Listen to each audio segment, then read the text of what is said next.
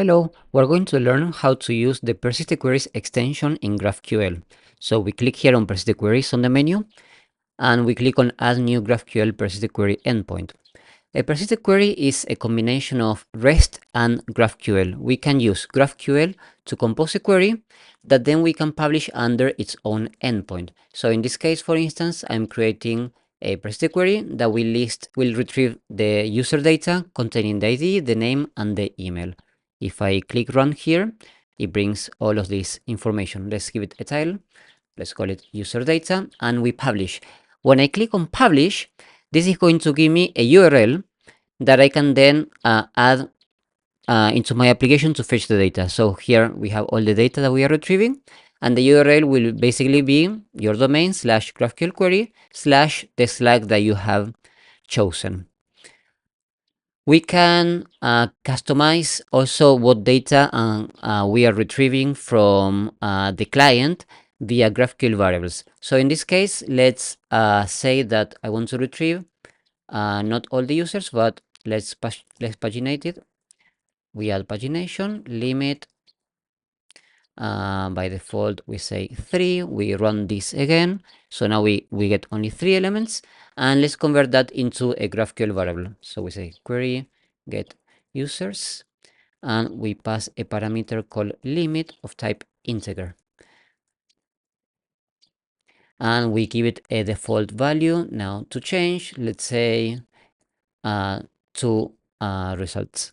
So now when I run this again, we are getting 2 results.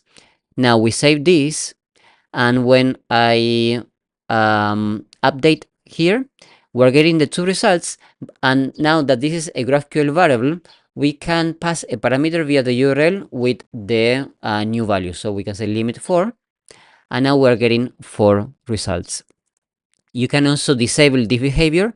Here where it says persisted query options, you can click do URL params override variables. You can say no.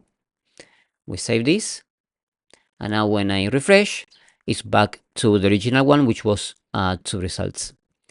Then we can also customize the persisted query via a schema configuration. So for instance, in this case, we are retrieving the email, and maybe we don't want to retrieve the email because this is private information. So we can do that via the schema configuration. So let's create a new schema configuration and assign it to this persisted query endpoint. We go to schema configurations on the menu, add new GraphQL schema configuration, and here there is an element called expose sensitive data in the schema.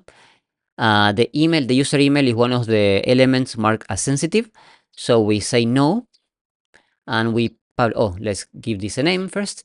A title, no user email, which is called something like this, publish. Okay, and now we go back to our persisted query, and we add the new schema configuration, no user email. We save this. Now when I run this query, it says there is no field email on type user, and the email says null. If I run it here on the client, this is the result. If I update via the endpoint, we have the same result. Okay, let's put this back to default, and when I run this, now we have again the information. All right, what else can we do here? Oh, we have the API hierarchy. So here is this section is enabled when selecting an item from the parent GraphQL persisted query dropdown. So we can have a persisted query have a child, or a persisted query have an ancestor, and when that happens, it can inherit the GraphQL query. So this way we can have a structure with a parent GraphQL query and also a schema configuration, and then different customization for different clients or different pages, passing different GraphQL variables. So let's do that as an example. So here we have this user data, and we're going to create another persisted query inheriting from this page. So here on parent, we select the one that we just created, user data. There we go. And once we have done this, now this API hierarchy item is enabled, and we say inherit query from ancestors. We can say now yes. So that means that the query now, it will be coming from the parent. We don't need to specify it again, and we can override the variables. So we have the limit. We can now say, give me 3. Let's add a title. We call it with more users. And we publish this. So when we publish this, and now we open the endpoint, here we have the same GraphQL query as before it's being executed, but now we got 3 results. And as we can see, the hierarchy is being respected on the URL. So we have GraphQL query / user data / with more users. And of course, you can create many more. We can create another one. Let's just call it with less users. Parent, we select again user data. Once again, we come here, we inherit the query. And now we say limit 1. We publish this. And we open this endpoint. And now we have only 1 user. Okay, great. We have all the information for the queries.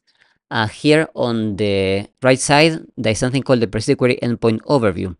So you can always click here to open the endpoint and also to view the source of the Persisted Query. So if you need to share this information, here you have everything that you need to know.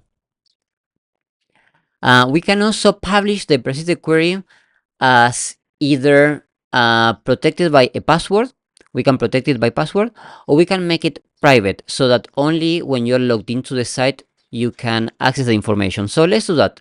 We will let's first, okay, let's close all of these tabs. Okay, we go back here. We have here the Persisted Query endpoint. So if I grab this URL and I open an incognito window where I'm not logged in WordPress, I can still access the data because it's public. So now we change this. Let's make it private. So here where it says status, you can click on private. We save this again. So here in this same window that I'm logged into WordPress, if I refresh, I can still access the data. But now here I'm logged in incognito, and if I refresh, it says page not found. I need to be logged in order to be to access the endpoint. Okay. And finally, we can categorize the persisted queries. So for instance, here I have one category called website, and we can add another category called widgets. And we save this. And now when we go back to the list of persisted queries, we can see that we have the endpoint categories, and we can basically manage all the data this way. All right. Thank you so much